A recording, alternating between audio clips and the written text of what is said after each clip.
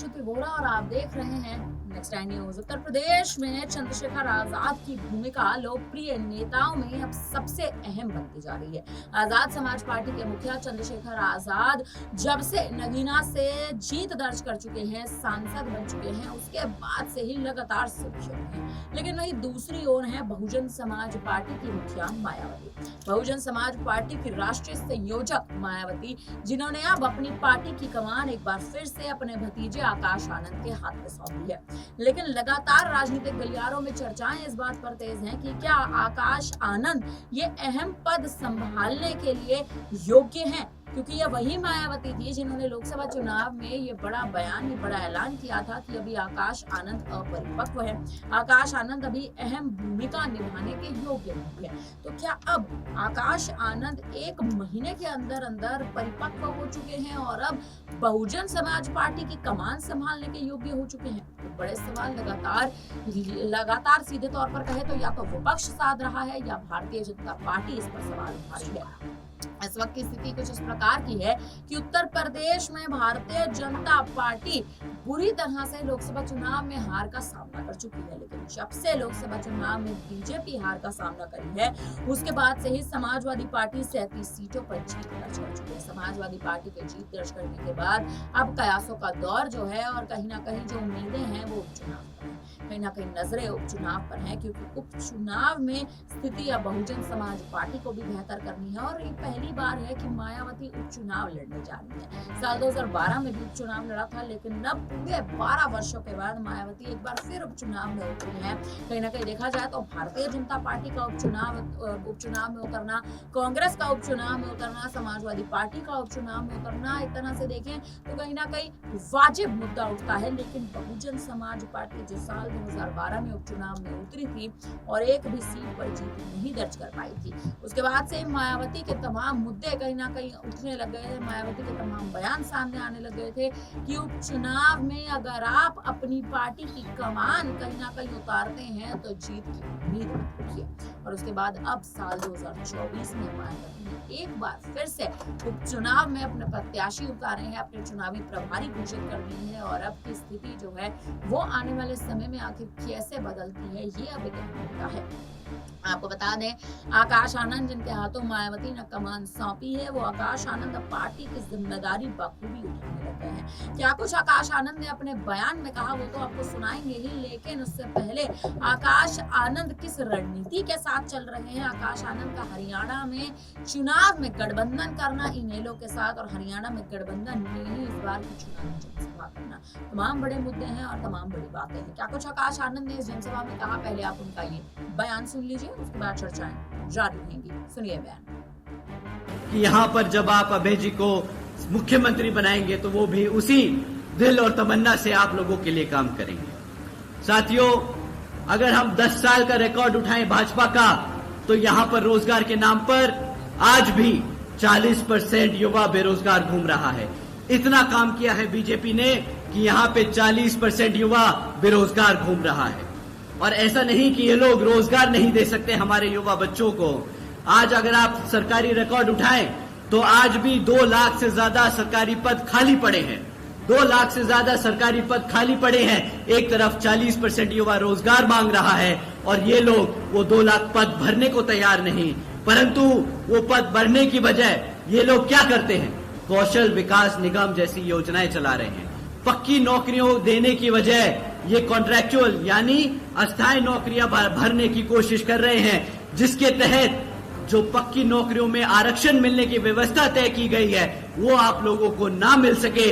उस पद पे ये लोग चल रहे हैं, उस रास्ते ये लोग चल रहे हैं ताकि आपको आपके आरक्षण से दूर कर सके। साथियों, एक तरफ भाजपा की सरकार ऐसे काम कर रही है और दूसरी तरफ हमारे लोगों को गरीब बनाकर, कमजोर बनाकर हमारे लोगों को अंदर से खोखला कर रही है। तो दूसरी तरफ कांग्रेस और भाजपा, कांग्रेस की सरकार भाजपा को इन महत्वपूर्ण मुद्दों पर ना घेरकर उनका एक तरीके से साथ दे रही है। साथियों, तो ये दोनों पार्टियां एक ही सिक्के के 2 पहलू हैं। एक तरफ डंडा मारता है तो दूसरी तरफ ताली बजाता है और पिसता है हमारा किसान, हमारा दलित, हमारा पिछड़ा वर्ग। साथियों, समय आ गया है कि ऐसी सरकार को अब आप जड़ से उखाड़ फेंक हमारे अभय सिंह चौटाला जी को सत्ता में बिठाकर अपना भविष्य सुरक्षित करने का। साथियों, दूसरी तरफ एक तरफ तो ये लोग हैं और दूसरी तरफ आदरणीय बहन कुमारी मायावती जी ने 5 साल में 90,000 से ज्यादा शिक्षकों को रोजगार देने का काम किया था। 1 लाख से अधिक सफाई कर्मचारियों को रोजगार देने का काम किया। 2 लाख से अधिक पुलिस फोर्स में भर्ती की और यही नहीं 30 लाख से अधिक अपर कास्ट समाज के कमजोर वर्गों के लोगों को सरकारी नौकरियों देने का काम किया। साथियों, यही नहीं बल्कि बहन जी के शासनकाल के दौरान बसपा की सरकार ने कृषि एवं संबंधित कार्यों में मिनिमम वेज को 55 रुपए से बढ़ाकर 100 रुपए प्रतिदिन किया था और हमारे पिछड़े वर्ग की क्रीमी लेयर की वार्षिक आय को 3 लाख रुपए से बढ़ाकर 5 लाख रुपए करने का काम किया। और यही नहीं बल्कि हमारे गन्ना खरीदी के दाम भी रातों रात दुगने कर दिए गए थे। साथियों, बहन जी के मॉडल ऑफ गवर्नेंस के तहत चलकर ही बसपा की सरकार ने प्रदेश के सभी समाज के लोगों को अपने पैरों पर खड़ा कर एक स्वाभिमान से जीने का अधिकार दिलाया था। जिस तरीके से यहाँ पर अभय सिंह चौटाला जी मुख्यमंत्री बनकर आप सभी वर्गों के लोगों का पूरा ध्यान रखकर आपको स्वाभिमान से जीने का अधिकार दिलाएंगे। साथियों, बात महंगाई की करें तो इनकी सिर्फ एक ही स्कीम आप लोगों के सामने रखना चाहूंगा। भाजपा की सरकार के चलते हुए आज ये लोग बोलते हैं कि हमने मुफ्त में राशन देने का काम किया है। तो साथियों, आज वो कहते हैं कि वो 80 करोड़ से ज्यादा जनता को मुफ्त में राशन देने का काम करेंगे। केंद्र और हरियाणा की भाजपा सरकार बड़े चौड़कर बोलती है, अरे मित्रों, आज बीजेपी की सरकार 80 करोड़ से ज्यादा देशवासियों को मुफ्त में राशन देने का काम कर रही है। परंतु ये नहीं समझ आता इन लोगों को कि अगर 80 करोड़ से ज्यादा लोगों को आप मुफ्त में राशन देने का काम कर रहे हो तो मतलब आपने उन 80 करोड़ की जनता को गरीबी में धकेलने का काम किया है। परंतु साथियों, अगर ये लोग अपना वादा पूरा करते जो 2014 में किया था कि 2 करोड़ सालाना नौकरी देने का, तो इन्हें शायद ये मुफ्त में राशन देना नहीं पड़ता। ये तो बात दूर, मुफ्त में राशन देकर ये जो टैक्स पेयर्स का साल का 2 लाख करोड़ रुपया इस राशन पे खर्चने वाले हैं, वो भी आप लोगों की जेब से निकलने वाला है। साथियों, वो भी आपकी जेब से निकलने वाला है। एक तरफ ये लोग आपको टैक्स के माध्यम से चूसते हैं, दूसरी तरफ वो टैक्स का पैसा राशन पे उड़ाते हैं। अगर ये पैसा रोजगार जनरेट करने में करते तो साथियों, आज यहाँ पर 2 लाख पद भरने के साथ साथ ये यहाँ पर 20 लाख रोजगार भी दे सकते थे। परंतु इन्होंने वो काम कुछ नहीं किए। इन्होंने बस आप लोगों का ध्यान भटकाने के लिए मुफ्त में राशन देने का काम किया है। साथियों, इन्हीं कुछ जरूरी बातों के साथ मैं आप सभी से, इन्हीं कुछ जरूरी बातों के साथ आप सभी लोगों से मेरी व खासकर आदरणीय बहन कुमारी मायावती जी की ये विशेष अपील है कि इस विधानसभा आम चुनाव में आप सभी लोग हर मोर्चे पर सावधान रहें। आपका वोट बहुत कीमती है। आपका कोई वोट खरीद ना पाए, आपका वोट कोई लूट ना पाए, आपका वोट पढ़ने से रह ना जाए।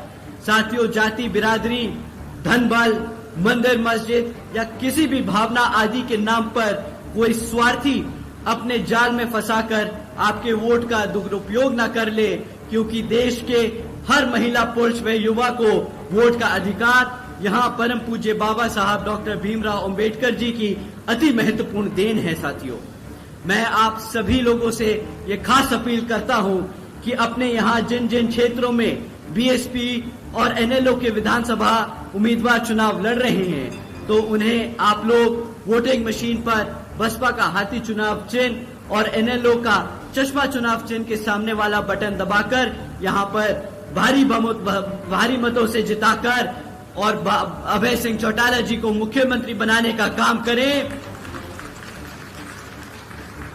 दोस्तों, आपने आकाश आनंद के किस तरह से तमाम रणनीतियों को उठा रहे हैं, आकाश आनंद के तमाम बयान कहीं न कहीं सामने आ रहे हैं और हरियाणा में गठबंधन लोगों के साथ यानी अभय सिंह चौटाला की पार्टी के साथ मायावती के लिए एक अहम कदम है। मायावती ने कहीं न कहीं ये बड़ा कदम उठाया तो है, लेकिन क्या मायावती इस अहम कदम को पूर्ण तरह से निभा पाएंगी?